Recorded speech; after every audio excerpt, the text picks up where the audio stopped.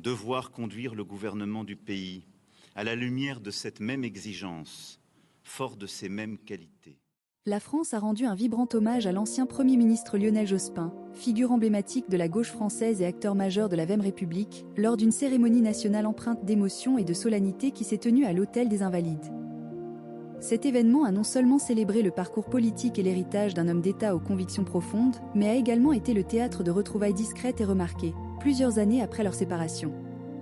Parmi les nombreuses personnalités politiques et publiques réunies pour saluer la mémoire de Jospin, les anciens époux Anne Sinclair, journaliste et figure médiatique reconnue pour son parcours à la télévision et dans la presse, et Dominique Strauss-Kahn, ancien ministre de l'économie et des finances et ancien directeur général du Fonds monétaire international (FMI), se sont retrouvés dans ce contexte de recueillement.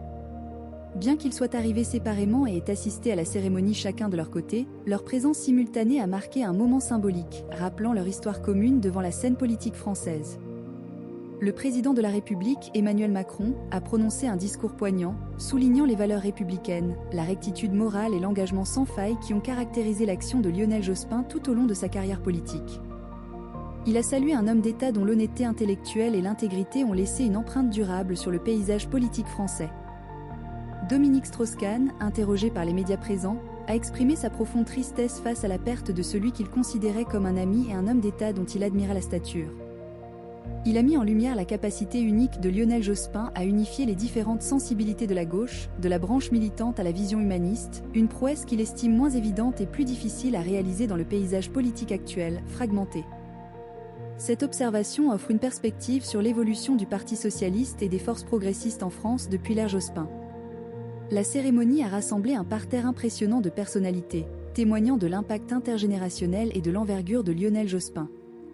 Parmi elles figuraient l'ancien président François Hollande, les anciens premiers ministres Laurent Fabius, Édith Cresson, première femme à occuper Matignon, Jean-Marc Ayrault et Manuel Valls, ainsi que des figures politiques contemporaines comme Olivier Faure, premier secrétaire du Parti socialiste.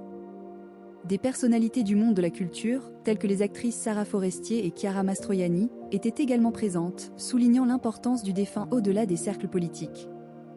Dans l'après-midi, Lionel Jospin a été inhumé au cimetière du Montparnasse à Paris, rejoignant ainsi d'autres grandes figures de l'histoire française. Il est un fait notable et hautement symbolique que Jospin repose désormais aux côtés de Jacques Chirac. Ces deux hommes, bien que rivaux politiques majeurs ayant incarné pendant des décennies l'opposition structurante entre la droite et la gauche française, partagent maintenant la même nécropole, un ultime symbole de leur place commune et indélébile dans l'histoire de la Ve République.